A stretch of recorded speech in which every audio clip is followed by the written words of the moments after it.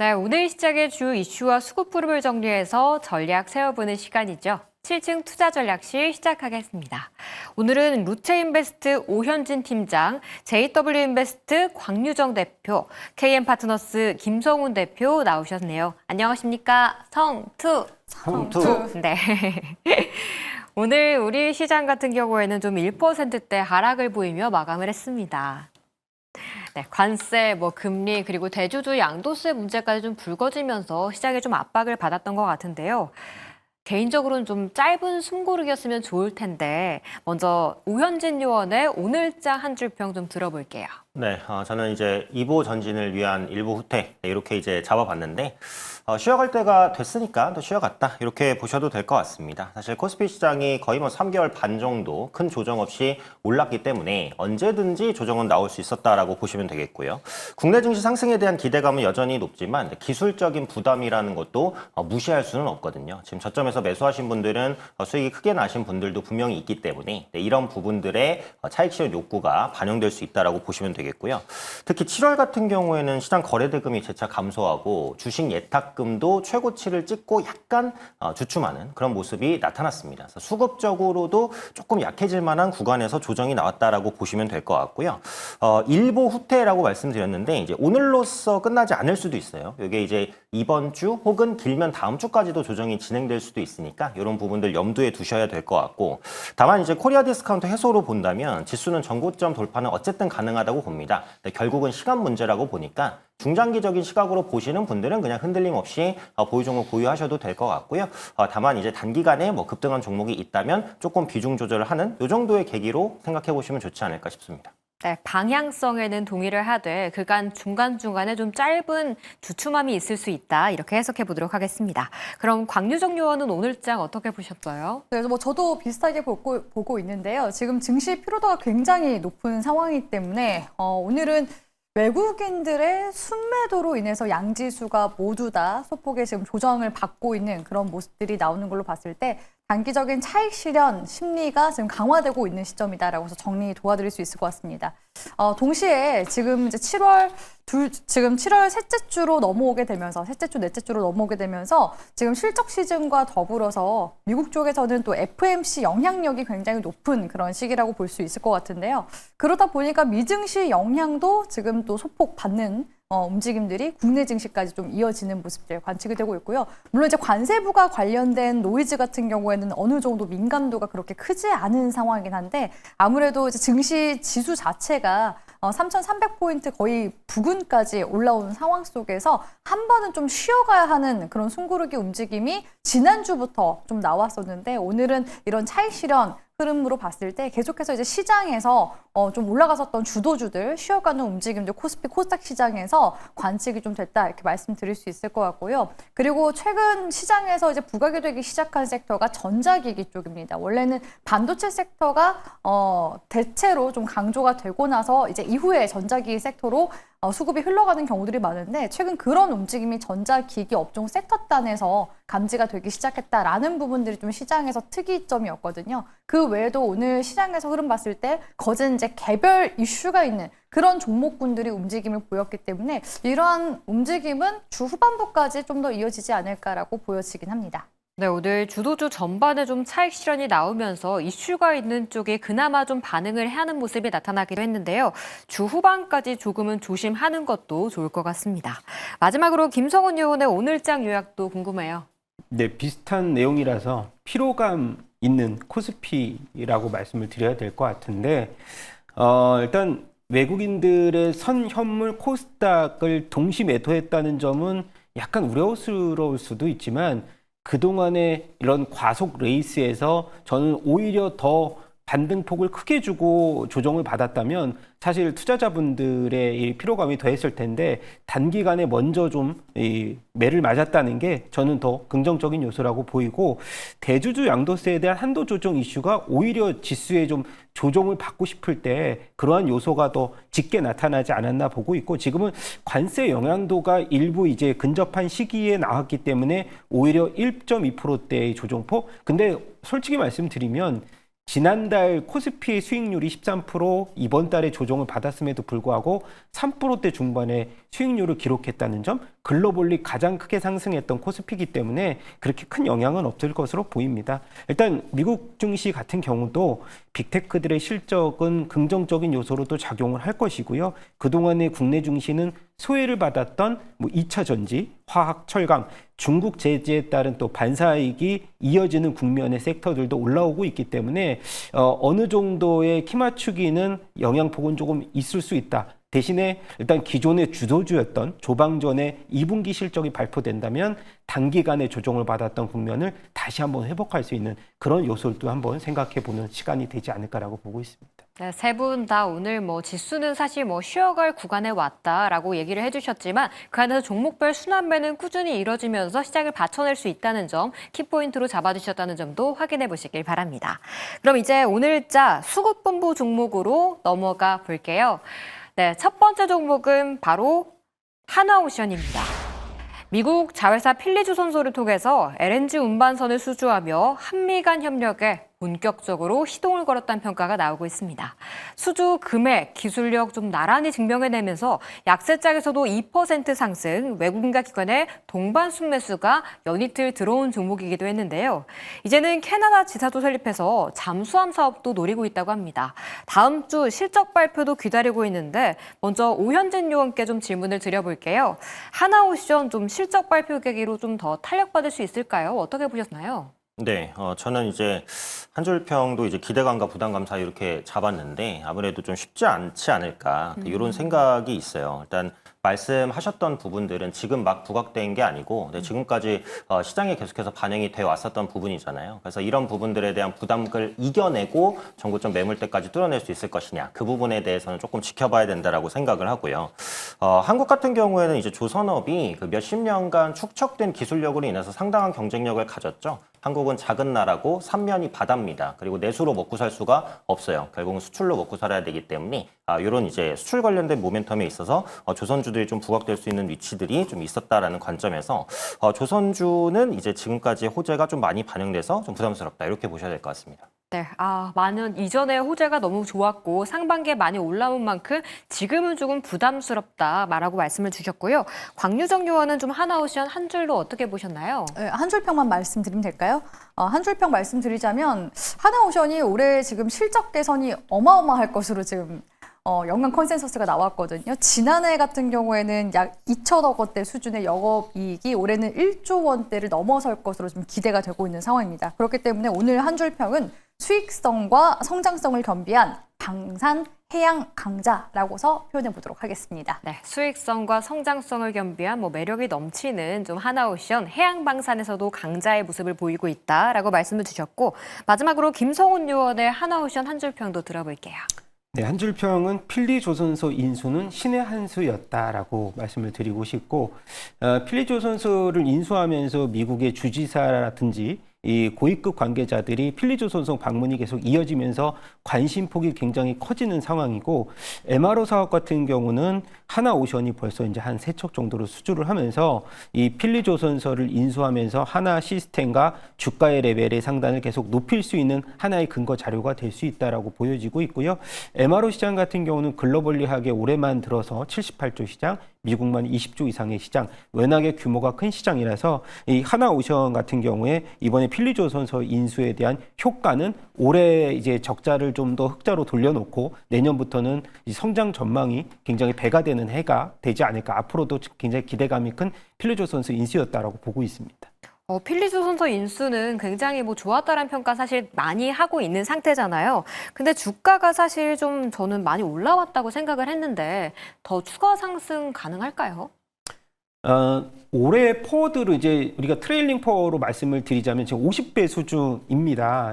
결코 동종 포 대비해서는 싸다라고 볼 수가 없는데 일단 올해 같은 경우에는 아까 말씀드렸던 한 25배, 내년 정도에 한 10배 정도를 본다면 앞으로의 실적에 대한 기대감은 충분히 저는 주가에는 반영이 아직 안 된 수치라고 보여지고 있고 하나오션 차트를 보시면 최근에 이제 주도주가 삼성중공업으로 바뀌었는데, 삼성중공업이 이제 신고가를 연출을 하면서 FLNG선에 대한 실적이 이제 반영이 되는 수준, 환해지에 대해서도 2분기 실적에 대한 기대감도 굉장히 높아지고 있고, 하나오션 같은 경우는 2월 달 들어서 고점이었던 8만 원대 부근에서 굉장히 오랜 기간 횡보했거든요. 이 횡보했다는 하나의 힌트는 뭐냐면 그동안에 숨고르기를 할 때 주가 레벨의 부담스러운 부분이 기간 조정을 거치면서 거품이 일정 부분 좀 빠졌다라는 점, 그리고 뭐 일전에 하선이라는 레포트 이후에 하나오션의 밸류에이션이 굉장히 높다고 했는데 그런 것들을 좀 불식시키는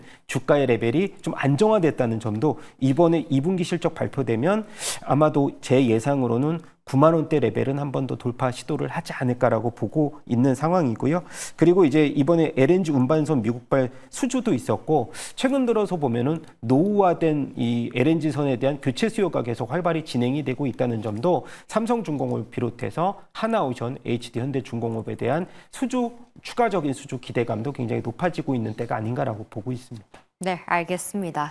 오히려 증권사의 의견과 같이 실적 발표 이후에 조금 더 레벨업 될 수 있다라는 의견을 주셨고요. 광유정 요원께도 좀 여쭤볼게요. 해양방산 강자라고 하셨는데 아까 말씀해 주셨듯이 삼성중공업이 좀 요즘 치고 올라오고 있는 상태잖아요. 네. 하나오션과 삼성중공업 대비 어떤 종목이 더 매력 있다고 보시나요? 각자 매력이 다르다고 보고 있는데요. 일단은 삼성중공업 같은 경우는 제가 매일경제TV 나올 때마다 말씀을 드리지만 삼성중공업에서 우리가 봐야 하는 모멘텀은 FLNG 쪽으로 보셔야 되고, 하나오션 같은 경우에는 미국 MRO 사업에 대한 모멘텀을 보시라고 말씀드렸습니다. 실제로 하나오션의 주가가 1월 달 상승세가 높이 나왔을 때도 MRO 관련 이슈가 나오면서 올라온 이유도 있었거든요. 그보다도 최근 이제 근래 들어서 하나오션의 이제 주가가 다시금 반등세가 나오기 시작한 것은 이 실적에 대한 부분 때문이라고 보고 있습니다. 하나오션이 고수익 특수선과 해양 플랜트 매출이 계속해서 확대되면서 올 2분기 역시도 지금 실적 반등을 앞두고 있는 그런 상황이기도 하고요. 여기에 이제 해외 방산 산업 역시도 본격화되면서 하반기에 추가 수주 가능성이 계속해서 이제 여력이 커지고 있는 시점이라고 볼 수가 있겠습니다. 사업별로 봤을 때 특수선 부문의 실적 기여가 특히 더 두드러진 편이라고 볼 수 있을 것 같은데요. 특수선 매출은 잠수함, 수상함, 그리고 미국 해군 정비 쪽에서 매출이 발생했는데 여기에서의 영업이익률이 약 12% 정도로 추정이 되고 있습니다. 그리고 방산 분야 역시도 지금 본격 궤도에 올랐다는 평가들이 있는데요. 최근에 캐나다 해군 초계 잠수함 사업 진출을 위해서 현지 업체와 해상 보급 시스템 계약을 체결을 하기도 했었고요. 영업 현금 흐름 역시도 실적적으로 봤을 때 개선세가 지금 이어지고 있습니다. 또한 최근에 나온 이슈를 봤을 때 지금 대만의 양민해운 수주를 또 따냈거든요. 약 2조 정도 가량 된다고 볼 수가 있는데 이런 대형 수주 실적이 앞으로 또 3분기에 실적으로 이제 반영이 될 것이다라는 좀 기대감이 있습니다. 컨테이너선, LNG 이제 이중연료 컨테이너선인 거죠. 7척을 이제 수주한 관련 소식들, 이런 소식들이 계속해서 호재 모멘텀으로 발현이 되고 있는 중이고, 북미 쪽의 수주도 현재 기대가 되는 상황이거든요. 하나오션이 미국 자회사 하나 필리십 야드와 함께 또 3천억 원 규모의 LNG 운반선 건조 계약을 또 체결을 했고, 또 추가적으로 한 척에 대한 옵션도 확보를 한 상황입니다. 그렇기 때문에 이런 지금 이슈들이 계속 들어오고 있다라는 점에 있어서 수주 모멘텀도 지금 계속 현재 진행형이라고 볼 수 있을 것 같고요. 제가 앞서 말씀드린 이제 MRO 쪽도 본다면 지금 하나오션이 또 보유하고 있는 미국의 필리조선소 같은 경우에는 현재 미국 해군의 선박 군함을 납품할 수 있는 라이선스를 아직까진 갖고 있지 않은 상황입니다. 그래서 조만간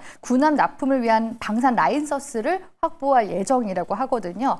물론 이제 언제 승인이 될지는 모르지만 그래도 연내 내지는 내년쯤에 확보가 될 것으로 지금 기대가 되고 있기 때문에 이런 이제 라이선스 확보 역시도 추가 모멘텀 한번 보시고, 추가로 지금 하나오션이 최근에도 이 MRO 계약을 따냈습니다. 지난해 2건의 MRO 사업 수주, 그리고 올해 또 1건의 이런 이제 MRO 사업 수주를 계속 따내고 있는 중이기 때문에 지금 시점에서의 반등세, 3분기까지의 모멘텀을 본다면 지금 시점도 우리가 좀 예의주시해볼 만한 그런 시기가 아닌가라고서 보고 있습니다. 네, 알겠습니다. 삼성중공업은 FLNG, 또 하나오션은 MRO 키워드로 기억하겠습니다.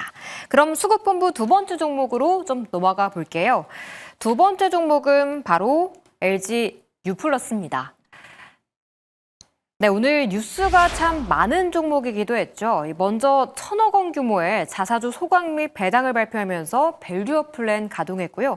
통신업계 전반적으로는 11년 만에 단통법이 드디어 폐지되기도 했습니다. 정책 트렌드에도 맞고 또 실적이 개선될 것이란 전망까지 나오면서 오늘 52주 신고가를 기록한 종목이었는데요. 통신주 내 매력도는 어느 정도인 걸지 세 분과 이야기 나눠보겠습니다. 네, 오늘 통신주가 좀 일제히 상승하면서 그래도 약세장에서 좀 방어주 역할을 해준 것 같아요. 먼저 오현진 요원, LG U+에 대해서 좀 한 줄평 내려주신다면요. 네, 저는 마케팅비 변화가 관건 이렇게 한 줄평 잡아봤습니다. 네, 마케팅비 변화가 관건 이쪽은 생각을 못했는데 잠시 후에 자세한 내용 들어보도록 할게요. 그럼 광유정 요원은요? 네, 올해 뭐 하나오션도 마찬가지고 영업이익 1조 클럽에 지금 들어간 기업들이 소속들이 나오는 것 같습니다. LG U+ 또한 마찬가지라고 볼 수 있을 것 같은데요. 1조 클럽 앞둔 영업이익 기대해보자라고서 한 줄평 정리해보도록 하겠습니다. 네, 실적 기대감 열어주셨고 마지막으로 김성훈 요원의 한 줄평도 궁금합니다. 네, 뭐 요즘 트렌드에 맞게 자사주 매입과 소각의 주가 부양 효과는 지속될 수 있다라고 말씀드리고 싶습니다. 네, 먼저 오현진 요원께 여쭤볼게요. 마케팅비 변화가 관건이다라고 말씀을 주셨어요. 네. 단통법 폐지되면서 좀 이쪽에 비용이 많이 나갈 거라고 전망을 하시는 걸까요? 네, 뭐 어느 정도까지 나갈지는 모르겠는데 어쨌든 마케팅비가 올라가는 방향으로 가기는 할 것 같아요. 그래서 마케팅비가 어느 정도까지 이제 증가하느냐에 따라서 LG U+를 포함한 통신사의 이익에 안 좋은 영향을 어느 정도까지 끼칠지 혹은 뭐 별거 아니게 넘어갈지 그런 부분들이 결정나지 않을까 생각을 합니다. 이번 단통법 폐지로 인한 그 부담 요인들이 좀 반영될 수 있다고 보는 게 이제 보조금 제한이 어쨌든 해제가 되죠. 그래서 페이백까지 가능하고요. 뭐 일부 성지에서는 이제 갤럭시 S25가 3개월 동안 이제 10만 원 요금제와 이제 부가 서비스를 쓰는 조건으로 페이백 한 10만 원 정도까지, 그러니까 공짜폰이 된 거죠. 공짜폰이 됐다라는 그런 얘기도 있습니다. 물론 스팟성으로 이제 진행이 된 걸 수도 있지만 어찌되었던 간에 보조금 경쟁이 있을 수도 있다라는 것을 예고하는 게 아닌가 이렇게 이제 보고요. 별로 영향이 없을 거라고 보는 쪽에는 그러니까 예전에 마케팅 경쟁으로 좀 출혈 경쟁을 했으니까 이번에는 통신사들이 그런 부분을 좀 자제하지 않을까 이런 전망도 있습니다. 그래서 뭐가 맞을지는 모르겠는데 지금 단통법 폐지 자체가 이제 11년 정도 만에 진행이 되는 것이기 때문에 좀 오랫동안 이제 묶여 있었던 거잖아요. 그래서 새로운 경쟁이 일어날 가능성도 충분히 염두를 해야 된다라는 부분이고 지금 통신 3사의 마케팅비를 보면 연간 한 5천억에서 6천억 정도입니다. 이게 단통법 이전에는 연간 한 1조까지도 갔었던 거예요. 그래서 단통법 시행 이후에 마케팅비가 한 절반 정도까지 떨어진 것이다라고 보시면 될 것 같은데 현재 SK텔레콤 그 해킹 사태 이후로 3사의 마케팅비는 이미 증가 추세를 보이고 있습니다. 그래서 단통법 폐지로 인해서 이런 마케팅비 증가세가 조금 더 강화가 되고 뭐 예전 수치까지 간다라고 한다면 영업이익을 한 20% 정도는 깎을 수 있으니까 한번 지켜보자라는 부분이고요. 다만 이제 긍정적인 부분도 있습니다. 뭐 배당소득 분리과세 추진이라든지 이런 부분은 긍정적이죠. 그래서 배당 성향 35% 이상인 기업에 대해서는 분리과세를 추진할 수 있다라는 부분인데 동사를 포함해서 통신 3사 같은 경우에는 배당 성향이 기본적으로 50% 이상 정도는 됩니다. 그래서 분리과세 추진에 따른 수익률 향상, 그러니까 배당 수익률 향상까지도 기대해 볼 수는 있겠죠. 그래서 이런 부분들이 주가의 하방 경직성 정도는 방어하지 않을까. 그런데 어쨌든 단통법 폐지 이슈라는 게 지금 부각됐고 또 LG U+ 같은 경우 주가가 단기간에 많이 올라가긴 했어요. 그래서 전고점에 대한 부담이 있을 수도 있으니까 지금 위치에서는 조금 보수적인 시각을 가져볼 수도 있지 않을까. 이 정도의 생각 가지고 있습니다. 네, 알겠습니다. 단통법이 폐지되면서 좀 마케팅비가 늘어날 수 있기 때문에 그리고 배당이라는 좀 장치가 하단을 지지해줄 수 있겠지만 지금 많이 올라온 상황이라는 점도 유의하셔야겠습니다. 그럼 광유정 의원께도 질문을 드려볼게요. 그래도 영업이익 1조 클럽을 앞두고 있다고 말씀 주셨어요. 네, 확실히 이제 말씀해주신 대로 지금 뭐 증권가 쪽에서도 약간 좀 보수적으로 이제 좀 보는 견해들도 있거든요. 그래서인지 오늘 종가 마감상 흐름 봤을 때 유성형 캔들로 마감이 됐습니다. 매도세가 좀 더 강하게 나타나는 모습들 관측이 됐는데요. 오늘 시장도 좀 흔들린 측면이 있었기 때문에 이러한 움직임이 나왔던 게 아닌가 싶기도 합니다. 아무튼 추세상으로는 아직까지 조정 국면은 아니고요. 만약에 신규 진입한다라고 하신다면은 지금 이미 올라가고 있는 오르는 말에 탑승을 하셔야 되기 때문에 여러 가지 좀 입체적으로 종목을 좀 살펴보시면서 들어가셔야 되는 시기라고 말씀드릴 수 있을 것 같은데요. 일단 LG U+ 자체만으로 봤을 때는 굉장히 좀 긍정적인 소식들이 많이 나오고 있죠. 밸류업을 이제 강화한다는 그런 관련 이슈가 나왔는데 주주가치 제고를 위해서 1,000억 원 규모의 자사주를 또 소각을 하고 자사주를 매입하는 것보다 더 중요한 게 소각이거든요. 그러면서도 4년 만에 800억 원 규모의 또 자사주를 추가적으로 매입하겠다. 그렇다면 이제 주주가치 제고 관련해서 주가 가치가 어느 정도는 좀 받쳐주게 되는 그런 효과가 있기 때문에 이런 부분들은 긍정적이라고 볼 수가 있습니다. 또 실적에 대한 부분들도 봤을 때 제가 영업이익 1조 원대 올해 추정이 된다라고 말씀드렸는데 실제로 이런 이제 효과가 있는 이유가 SK텔레콤 쪽에서 기존에 사이버 침해 사고가 한번 있었죠.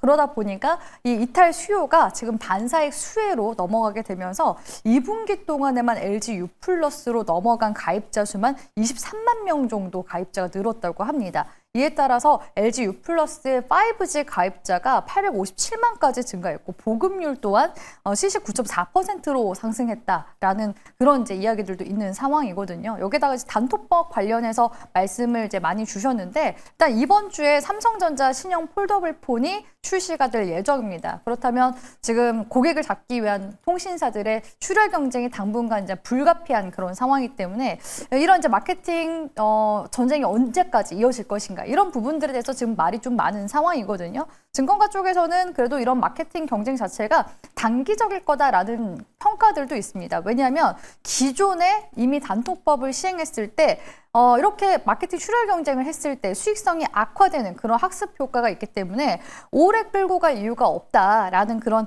이야기들도 있는 상황이거든요. 그런 관점에서 봤을 때 LG U+ 지금 시점에서는 신규 접근하는 거에 있어서는 약간은 좀 보수적인 시각으로 보시는 게 좋을 것 같고요. 다만 주가가 만약에 13,000원대까지 눌린다 했을 때는 다시금 눌림목 기회를 주게 될 가능성이 높기 때문에 현 시점에서는 보유자분들도 일부 좀 매도를 하시면서 추가 흐름을 보시라는 조언도 같이 함께 드리도록 하겠습니다. 네, 오늘 15,120원까지 올라온 구간이기 때문에 좀 13,000원 눌림목 공략이 유효하다라는 의견 들어봤습니다. 그럼 마지막으로 김성훈 의원의 좀 의견도 들어볼게요. 그래도 자사주 매입 소각 효과가 지속되고 있다. 이 정부 정책에 좀 트렌드에 맞는 종목인 것 같기도 해요. 네, 맞습니다. KT 같은 경우도 28년까지 자사주 매입 1조 발표를 했었고요. 일단 저 같은 경우도 이번에 SKT 사태 때문에 LG U+로 가지는 않았고 KT로 갔기는 했지만 그래도 LG U+도 일단 이 80만 가입자 이탈 가운데서 한 40% 갖고 왔다고 합니다. 그것들이 실적으로 당연히 반영이 돼야 되는 게 맞고요. 2분기 실적 같은 경우도 일단 컨센서스가 한 2,690억 정도 증권사들 평균인데 한 2,900억, 2,980억까지 보는 이제 컨센도 나와줬기 때문에 저는 실적 모멘텀과 자사주 매입과 소각 모멘텀은 그래도 LG U+가 좀 더 나오지 않을까? 그동안에 많이 배척이 됐거든요. 통신사 3사 가운데서 SK텔레콤은 이번 이제 이 정보 유출 사태 때문에 주가가 부양하기는 좀 힘들고 그리고 KT 같은 경우도 이미 주가가 바닥에서 많은 반등폭을 해줬습니다. 이제 남은 거는 LG U+라고 저는 해당이 되는데 KT 같은 경우는 그런 모멘텀과 플러스 AI의 수익화가 좀 진행됐다는 점, 매출이 데이터 센터 쪽으로 1조까지 증가됐다는 점도 긍정적인 요소로 작용했는데 LG U+가 사실 AI의 이런 대전환에 조금 소외됐다가 최근 들어서 보면은 통합이서 엑시오를 앞세운 AI 전환을 계속해서 투자를 하고 있다는 점도 저는 긍정적인 모멘텀으로 작용을 할 수가 있기 때문에 LG U+가 2분기 실적 발표 이후에도 각종 모멘텀 그리고 밸류업에 대한 이 편입 그런 요소들도 한번 나온다라고 하면은 추가적으로 저는 15,000원에서 한 2만 원까지는 그래도 뭐 한순간에 갈 수 있지 않을까 좀 긍정적으로 보는 의견들 말씀을 드리고 싶습니다. 네, 실적도 뭐 2,900억 정도 좀 호실적이 예상되고 있고 이쪽도 역시 AI 통합 비서라는 좀 키워드도 가지고 있기 때문에 오히려 더 목표가를 높여보자는 의견 좀 추가로 들어봤습니다. 이어서 수급본부 종목 두 가지 살펴봤고요. 이슈본부로 넘어가 보시죠. 이슈본부 첫 번째 종목은 센즈랩입니다. 이 털린 줄도 모르고 이 사과 문자가 오고 나서야 알게 되는 개인정보 유출 사태가 참 심각하기도 하죠. 이를 막기 위해서 이제는 뭐 매일 SNS로 실시간 알림을 받을 수 있는 아이디 패스워드 서비스를 센즈랩이 만들었습니다. 이게 오늘 7% 강세를 보였고 보안주들도 덩달아 움직인 하루였는데요. 최근 좀 거래량이 많이 급증하고 있는데 이를 좀 어떻게 해석해야 하는 걸지 이슈본부 첫 번째 종목으로 다뤄보겠습니다. 먼저 오현진 요원께 질문 드릴게요. 오늘 좀 7% 상승을 보였는데 센즈랩 어떻게 보셨나요? 네, 개인정보 탈취 문제가 계속해서 좀 심각해지고 있기 때문에 성장성 있는 종목 같고요. 그래서 개인정보를 지켜라 이렇게 한 줄 평 적어봤습니다. 네, 개인정보를 지켜라. 광유정 요원은요? 네, 일단 센즈랩 같은 경우는 아직까지는 그 적자가 있는 기업입니다. 그러다 보니까 사이버 보안 관련해서 성장 시나리오를 한번 주목해 보자라고 해서 정리 도와드리도록 하겠습니다. 딱 이슈 종목이었다. 약간 뭐 그렇게 들리기도 하는데 마지막으로 김성훈 요원의 한 줄 평도 들려주시죠. 네. 저항 때 먼저 돌파해보자. 네, 저는 보수적인 의견 드리도록 하겠습니다. 네, 알겠습니다. 그럼 먼저 광유정 요원의 의견도 들어볼게요. 성장 시나리오는 주목하자. 네. 그런데 네, 점점점이 궁금해요. 네, 오늘 시장에서 이제 움직임 나왔었던 종목들 거진 이제 개별 이슈가 있는 종목군들이 움직임이 나타났다고 맞아요. 말씀을 드렸잖아요. 그러다 보니까 이런 개인 정보와 관련된 보안주 센즈랩이 최근 주가상으로 봤을 때는 거래량이 지금 계속 소폭 들어오고 있는 모습이 관측이 되고 있긴 합니다. 이 기업 자체가 AI 보안 그리고 사이버 위협 관련해서 인텔리전스 전문 기업이거든요. 그렇기 때문에 이 보안주로 사실 보는 게 맞겠죠. 그렇다고 해서 오늘 보안주들이 전반적으로 다 움직임이 나왔냐? 또 그건 아니라는 겁니다. 그래서 센즈랩에만 우리가 좀 주목을 해서 이런 이제 관련 이슈들을 보자면 과거에 이제 센즈랩 관련된 이슈들이 들어왔을 때 어떤 이슈들이 들어왔냐면 최근에는 지금 미국의 특허청에 생성형 AI 보안 기술을 지금 3건 정도 이제 등록을 했다. 그런 이제 이슈가 오늘 이제 개인 정보 보안 관련해서 좀 더 이제 부각이 되는 그런 분위기였다고 볼 수 있을 것 같고요. 센즈랩이 또 국내 최초로 딥페이크 탐지, 페이크 체크를 개발을 했다고 합니다. 작년까지 한동안 사회적으로 문제가 됐었던 이슈가 딥페이크였었거든요. 이 딥페이크 같은 경우도 개인정보 보안만큼이나 우리의 이제 얼굴이 다른 그런 성범죄나 여러 가지 범죄 딥페이크 기술로 이제 활용이 돼서 범죄에 악용이 될 수 있는 그런 여러 가지 문제점이 나왔을 때 센즈랩의 이러한 기술이 한번 부각이 됐었던 적이 있었고요. 또한 이를 민주당 쪽에서 딥페이크 이제 관련해서 유통을 이제 차단할 수 있도록 대선 공약으로 한번 추진을 했었던 그런 이슈도 있었습니다. 아무래도 최근에 이제 움직임이 나왔었던 뭐 업종이나 섹터 단에서 보자면 정부 정책 이슈와 관련된 종목들이 움직임이 나타나기도 했었거든요. 그래서 이런 부분들이 다시금 또 끌어와서 이슈로 다시 테마성으로 움직임이 나타날 수 있기 때문에 과거에 이 기업이 어떤 이슈가 붙었었던 기업이었는지 한번 볼 필요가 있고요. 또한 특이한 게 이 기업이 아무래도 또 사이버 보안 기술이 이제 부각이 되다 보니까 오늘 LG U+ 말씀드릴 때 그 SK텔레콤 관련해서 또 해킹 이슈 얘기했었잖아요. 그때도 이제 사이버 보안 관련주로 엮이기도 했었고 또한 기존에 올 한 4월 달이었나요? 이때는 양자 내성 시범 전환 사업 관련된 수주 소식도 있어서 여러 가지 지금 모멘텀이 다 붙고 있는 중이라고 볼 수가 있습니다. 그래서 이러한 지금 제가 나열 도와드린 모멘텀 중에서 어떤 이슈로 이제 그게 또 수급이 만들어져서 주가상으로 확장이 되느냐 이 부분에 있어서 우리가 좀 예의주시할 필요성은 있다라고서 보여져서 지금 기술적으로 봤을 때는 일단 수급이 좀 들어와준 상황이기 때문에 앞서서 전문가님이 말씀하신 것처럼 정고점 구간대까지 올라와주는지 일단은 트레이딩 관점으로 한번 관심 있게 흐름은 살펴볼 필요가 있겠다라고 보여지고요. 지금 시점에서는 뭐 매도하시거나 하시기보다는 말 그대로 관심은 유효하다라고 해서 정리 도와드릴 수 있을 것 같습니다. 네, 알겠습니다. 뭐 정부 정책도 그렇고 뭐 해킹, 뭐 AI 보안, 딥페이크 뭐 사실 요즘 트렌드가 맞는 이런 키워드들은 다 붙고 있는 종목이긴 한데 말씀해 주셨다시피 실적이 조금 아직 안 찍히고 있다는 점이 좀 우려스럽기 때문에 조금은 긴 관점으로 그냥 관심 종목에 넣어두는 수준이 좋을 것 같습니다. 그럼 오현진 요원께 좀 여쭤볼게요. 개인정보를 지켜라.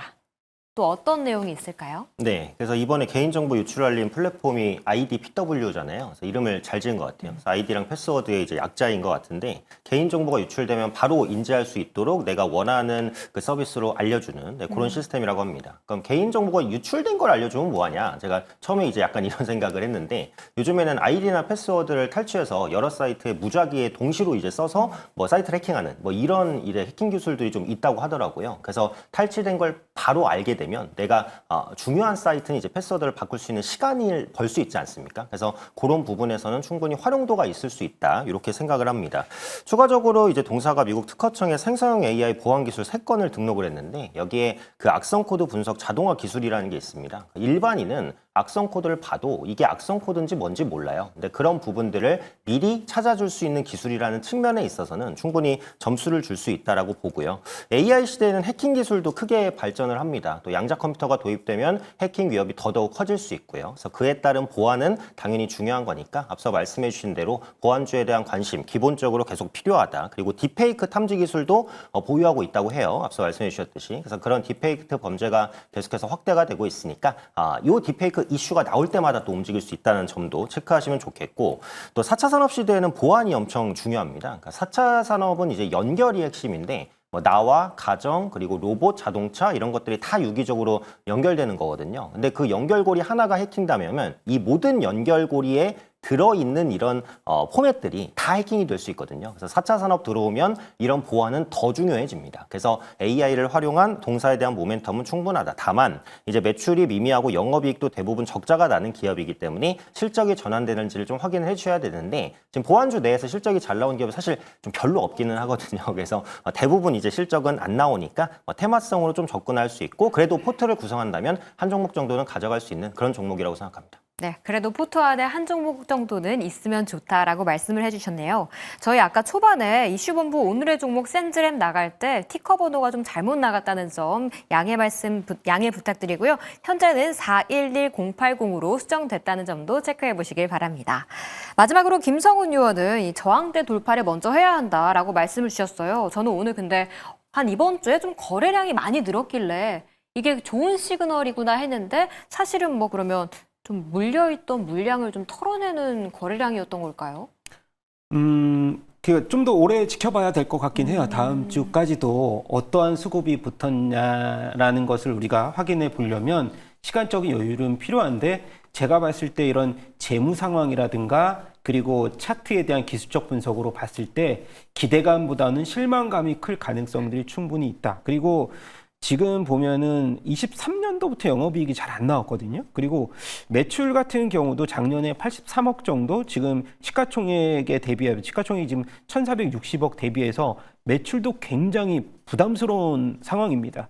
그리고 나서 센즈랩을 봤더니 일단 K사인의 자회사더라고요. 근데 저 같은 경우도 이번에 네이버 아이디랑 패스워드를 해킹을 당해서 이러한 사건이 났습니다. 그래서 저는 센즈랩에 대해서도 긍정적인 뭔가의 재료를 드리려고 많은 정보를 찾아봤더니 앞서서 말씀드렸던 많은 정보들 예외는 그렇게 크게 정보가 커버리지가 없어요. 그래서 사실 센즈랩 같은 경우는 뭐라도 보여줘야 주가의 부양이 나올 텐데 앞서서 말씀드렸던 이 원천 데이터 아이디 PW죠. 이런 출시 기대감, 뭐 원천 데이터가 4,300억 건이 갖고 있다. 이것만으로 우리가 투자를 하기에는 굉장히 모멘텀적인 요소가 약하다는 점. 그리고 센즈랩과 더불어서 뭐 보안 업체들도 상당 부분 시세가 났다가 다시 제자리를 구가하고 있다는 점. 그래서 일단 유의미한 영업이익이 좀 증가돼야 된다는 점이 확실한 화두로 저는 말씀을 드려야 될 것 같습니다. 네. 보수적인 의견 전해드리도록 하겠습니다. 네, 알겠습니다.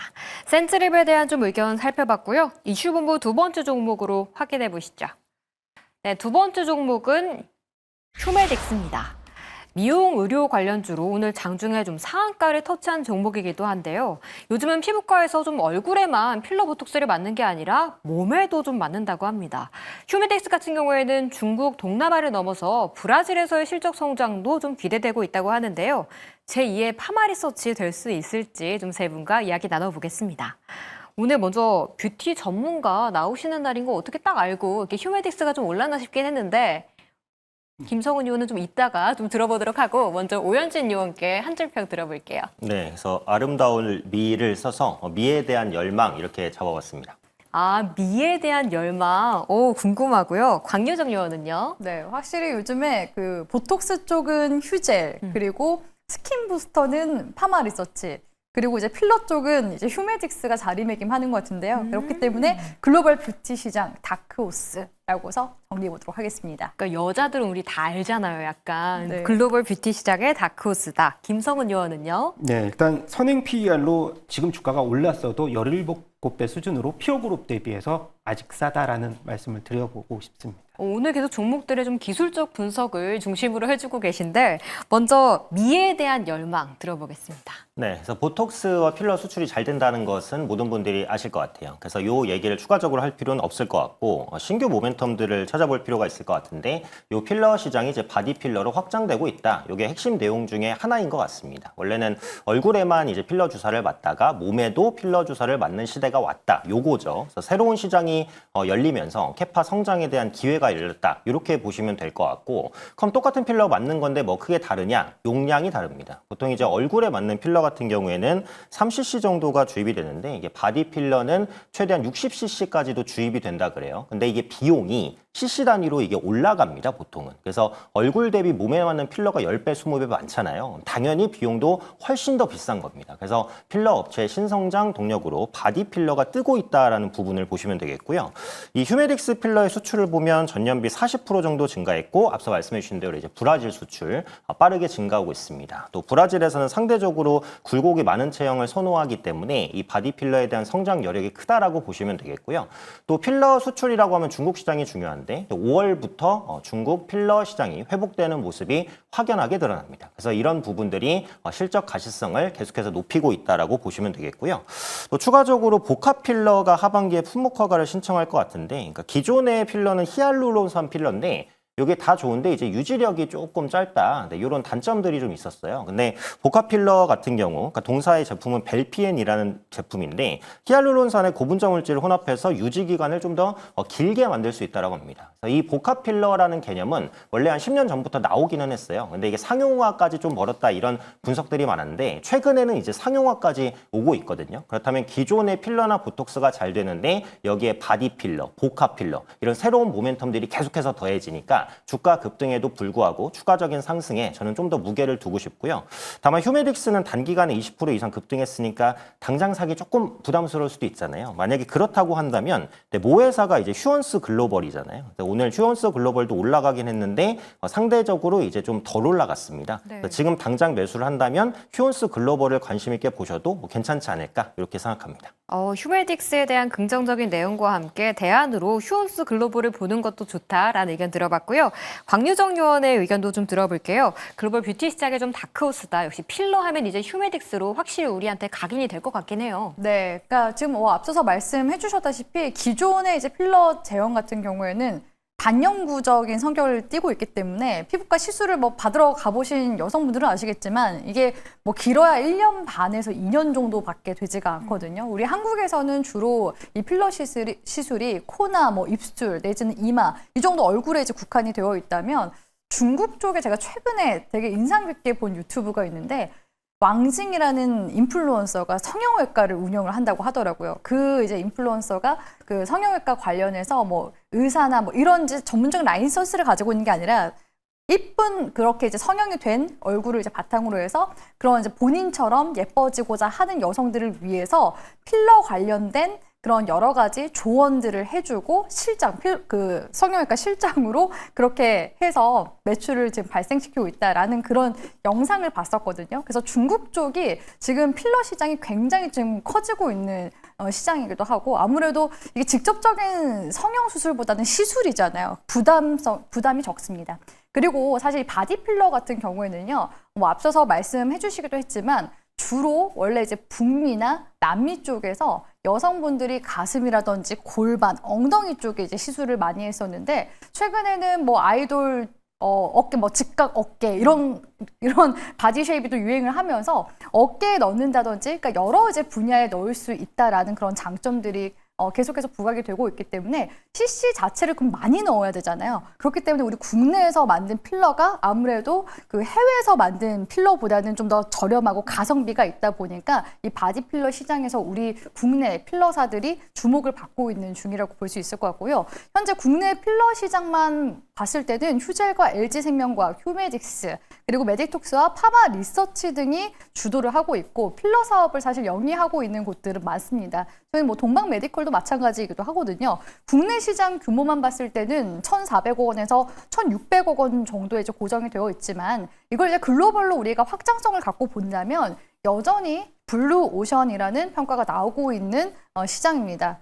그래서 이제 리서치마다 각각 다르긴 한데요. 글로벌 필러 시장 규모가 2030년도에는 약 9조 원에서 12조 원에 달할 전망이다라는 그런 전망치들도 나오고 있고 또 더 나아가서 사실 큰 그런 섹터로 봤을 때는 미용기기 관련 섹터잖아요. 이런 미용기기 관련 시장 역시도 연평균 10% 이상의 성장세를 보일 것으로 여전히 긍정적인 이슈들이 많이 나와주고 있는 상황이기 때문에 상당 기술적으로도 사실 휴메딕스가 또 열려있는 편이고 파마 리서치나 지금 휴젤 같은 경우에도 여전히 흐름이 견고한 흐름이기 때문에 계속해서 하반기를 좀 주도할 만한 그런 섹터로서 흐름 만들어 나가지 않을까라고 해서 전망 도와드리도록 하겠습니다. 저도 찾아봤는데 예전에 남미에서 뭐 가슴, 엉덩이, 골반에 맞던 게 이제는 중국 아시아권으로 넘으면서 이제는 귀에도 맞는다고 하고요. 머리에도 좀 맞는다고 하더라고요. 좀 이제 용량이 달라지면 매출도 그만큼 늘어날 수밖에 없는 거니까 뭐 좋은 스토리 굉장히 많은 종목이다라는 얘기 들어봤고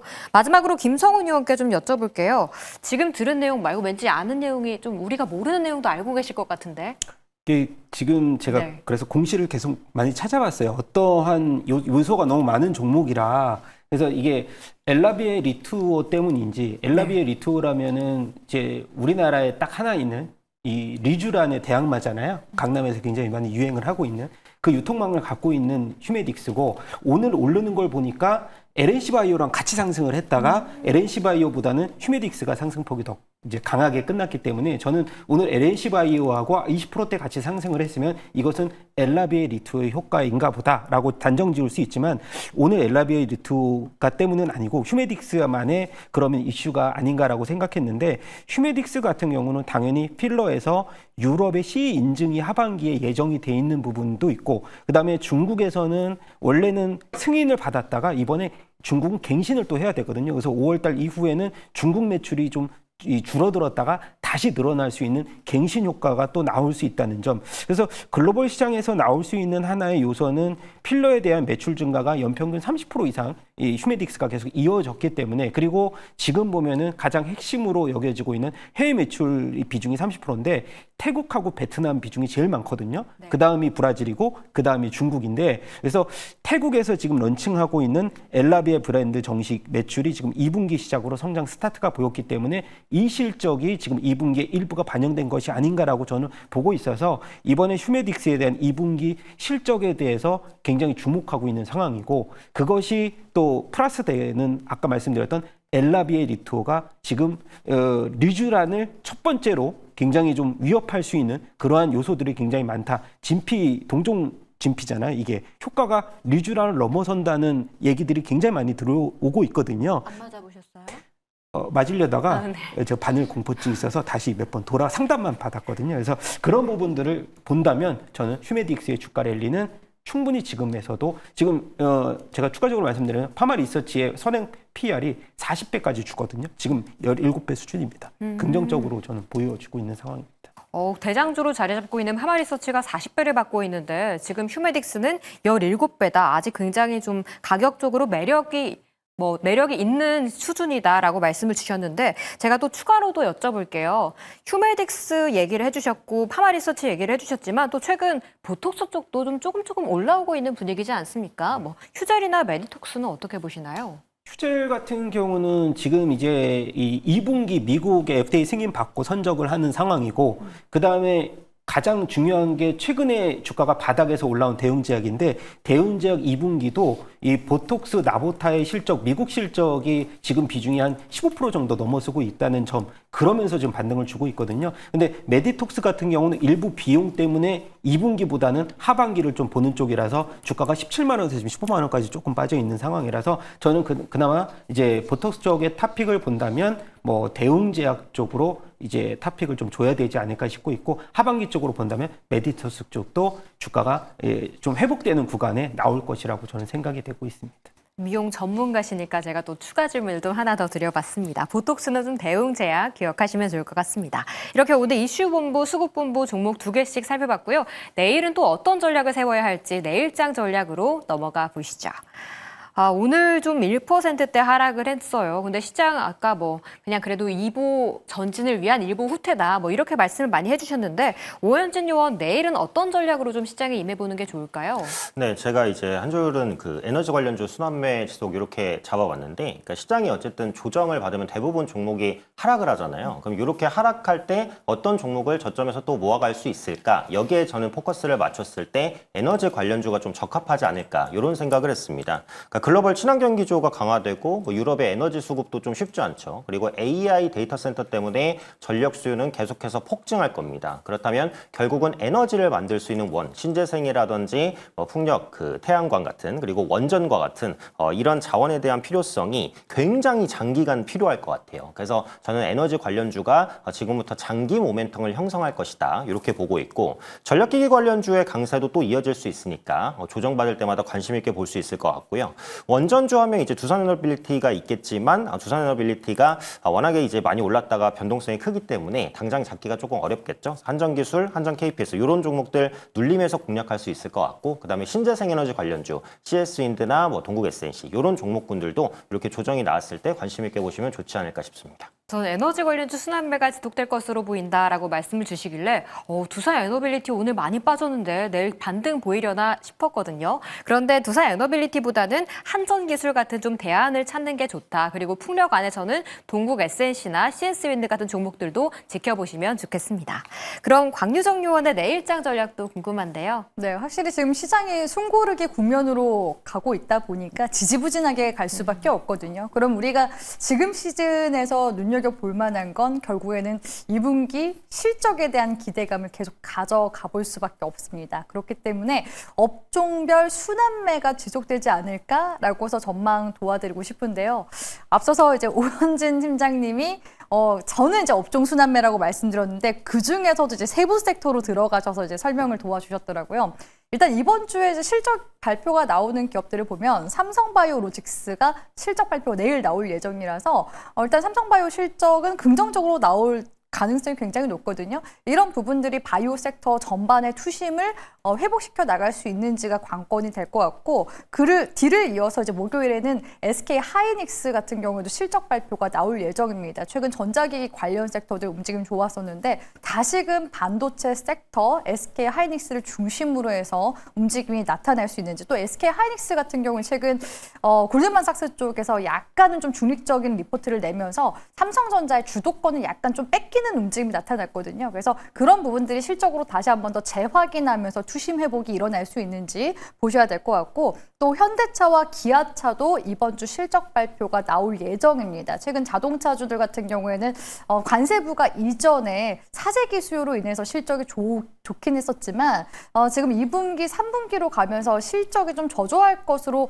예상하는 그런 이제 증권가 리포트들이 있거든요. 그런 부분들이 이제 예상치보다는 좀 상회하게 된다라고 했을 때는 그런 이제 관련 기대감이 또 저가에서 매수세가 또 들어와줄 수 있기 때문에 완성차 쪽에서는 자동차 섹터 한번 잘 보시고요. 그 외에 KB나 신한지주가 또 뒤를 이어서 또 실적 발표가 나올 예정이기 때문에 지지난주까지는 또 금융 관련 종목들 움직임이 좋았었는데 다시금 단기 조정 이후 반등 나오는지 한번 흐름 살펴보시길 바라겠습니다. 그렇죠. 내일 삼성바이오로직스, 목요일 SK하이닉스, 그다음 현대, 기아차, KB, 신한지주까지 업종 내 대장주들이 성적을 발표하는 한 주가 될 거기 때문에 이런 실적을 받아서 전반적으로 훈풍이 전달될 수 있는지 업종 내 분위기 한번 체크해 보시는 것도 좋을 것 같습니다.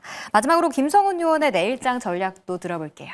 네, 일단 뭐 대주주 양도세, 뭐 관세 리스크는 이미 이벤트적으로 마무리됐다고 저는 생각이 돼서 지금의 포커싱은 2분기 성적표에 당연히 포커싱을 맞춰야 되는데, 섹터별로 볼 게 아니라 종목별로 보자. 뭐 최근 들어서 보면 태양광 쪽에서도 하나 에너지 솔루션이라든가 2분기 실적이 월등하게 1분기 대비해서 높아지는 종목들이 많거든요. 현대제철도 그렇고 소외 업종 쪽에서도 부각이 될 수 있는 대장의 역할을 할 수 있는 종목들이 굉장히 많은데 2차 전지 내에서도 에코프로비움이 흑자를 2분기 연속해서 달성할 수 있는지 그런 부분을 본다면 이번엔 섹터 대응이 아니고 시장의 부담감이 있기 때문에 종목별 대응 전략으로 아마 차별화돼서 짜자라는 말씀을 드려보고 싶습니다. 섹터가 다가기보다는 그 안에서 좀 저평가되어 있는 종목별, 개별 이슈로 반응할 수 있기 때문에 좀 공부를 더 해야 할 것 같습니다. 네, 그럼 이제 오늘장 전략과 내일장 전망까지 체크해봤고요. 어떤 종목을 담아야 하는지 종목으로 넘어가 보죠. 먼저 광유정 유원의 리뷰부터 하나 하고 갈게요. 6월 4일 날 매수했던 YG 플러스 요즘 뛰어 노래 너무 좋더라고요. 네. 계속 막 차에서 듣게 되는데 이게 장중 오늘 11,400원까지 급등하기도 하면서 목표가 7,200원을 그냥 시원하게 넘어섰습니다. 수익률 74% 좀 기록하고 있는데 지금 익절할까요? 일부 익절 필요하다라고 보고 있고요. 사실 블랙핑크 관련 이슈가 지난해부터 들어왔었거든요. 개별 활동이 계속해서 이제 성공 가도를 달리면서 이제 드디어 오픈된 겁니다. 근데 지금 빌보드 진입도 했고요. 또 오늘 YG 플러스 같은 경우 넷플릭스와 손을 잡고 드라마 OST 관련해서 이제 유통 소식도 들렸습니다. 개별 이슈가 나온 거죠. 그런데 오늘 이제 기술적으로 흐름 봤을 때 윗꼬리를 단 영망치 캔들이 떴습니다. 그러니까 또 차익 실현도 일부 지금 나타나주는 시기이기 때문에 일부 이제 익절 관점으로 흐름 보시라고 말씀드리는 거고요. 전량 이제 매도를 만약에 진행한다라고 한다면 9,000원 이탈 시 전량 매도까지 고려하시면서 대응해 나가시라고 조언 드리도록 하겠습니다. 네, 지금 어느 정도는 익절하는 것도 좀 좋겠다라는 의견 들어봤고요. 다음 김성훈 의원도 종목이 하나 있었어요. 역시 미용 전문가. LNC바이오 6월 11일 날 가지고 오셨었는데 살짝 이때 눌렸었잖아요. 근데 네. 그 사이에 또 많이 올라서 29% 좀 상승을 보였습니다. 실적 나올 때까지 조금 더 홀딩 해볼까요? 네, 이것은 뭐 장기적으로 홀딩하셔도 되는데 하반기에 메가카티라는 중국의 허가가 나온다라고 하면 이 가동을 했을 때 1조의 매출이 달성이 될 수가 있기 때문에 지금의 매출 1,000억의 10배거든요. 그래서 저는 장기적으로 본다면은 메가카티의 연골 재생 이 승인 기대감은 충분히 아직까지 남아있다. 긍정적으로 좀 말씀을 드려보고 싶습니다. 네, 장기적으로 조금 더 가져가도 좋다라는 의견 들어봤고요. 먼저 리뷰하고 오늘자 종목으로 넘어가기 전에 방금 전에 좀 속보가 전해져서 하나 전해드리고 가겠습니다. 미국 재무장관이 내주 스톡홀름에서 미중 무역회담을 가질 수 있다는 내용이 들어왔다는 점, 오늘장 미국장에서 반응 어떻게 나오는지도 잠시 후에 확인해 보시길 바랍니다.